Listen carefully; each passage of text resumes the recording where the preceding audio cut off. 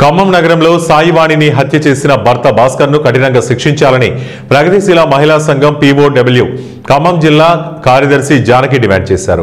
ఖమ్మం నగరం నడి సెంటర్లో కొత్త మున్సిపాలిటీ దగ్గర పట్టపగలు అందరూ చూస్తుండగానే భార్య సాయివాణి గొంతు కోసి అతి కిరాతకంగా హత్య చేసిన కూతురిపై కత్తితో దాడి చేసి చేతివేలి నరికివేశాడు.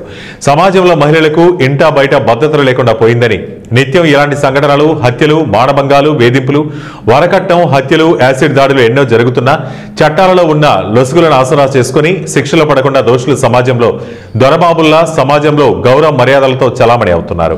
ఇంతటి దారుణానికి పాల్పడిన నరరూప రాక్షసుడు భాస్కర్ పై కఠిన శిక్షలు వేసి ప్రభుత్వం సాయివాణి కుటుంబానికి న్యాయం చేయాలని ప్రభుత్వాన్ని డిమాండ్ చేశారు. నా పేరు జానకి, ప్రగతిశీల మహిళా సంఘం ఖమ్మం జిల్లా కార్యదర్శిని.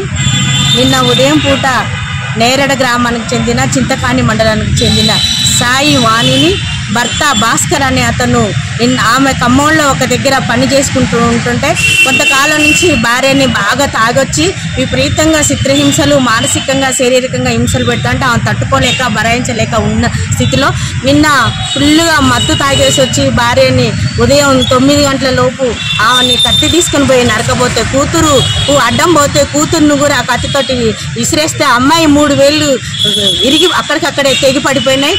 ఆ దాంట్లో అమ్మాయి ఏం చేయాలి అర్థం కాక ఆ బాధలు అమ్మాయి తప్పించుకొని బయటకు వచ్చింది. భార్యలోనే ఉంటే ఆమెని ఆ కత్తితో అతి దారుణంగా నరికి చంపుతా జనం చూస్తూ ఉంటే నరికి చంపుతా ఉన్నాను. జనం అడ్డం పోయిన కొంతమందిని వాళ్ళ మీదకి కత్తి చూపించి వాళ్ళందరినీ బెదిరించి ఒక క్రూర మృగంలాగా ఒక నిన్న పట్టపగులే మన ఖమ్మం నడి ఒడ్డులో అక్కడ మున్సిపాలిటీ ఆఫీస్ దగ్గరలో అక్కడ ఉద్యోగాలు చేసే అందరూ ప్రతి ఒక్కళ్ళున్నా ఎవరు పోయినా వాళ్ళని రానియకుండా బెదిరిస్తూ వాళ్ళ మీదకి కత్తి విసిరేయాలని ప్రయత్నం చేస్తుంటే భయభ్రాంతులను చేసిండు. 1 గంట సేపు ఖమ్మం నడి ఒడ్డున సంచలనం సృష్టించిన భాస్కర్ని అతి కిరాతకంగా హత్య చేసిన భార్యని వాళ్ళ పిల్లలకి తగిన చర్యలు తీసుకోవాలని కఠినంగా కేసులు పెట్టి శిక్షించాలని ప్రగతిశీల మహిళా సంఘం ఖమ్మం జిల్లా కమిటీ తరఫున డిమాండ్ చేస్తున్నాం.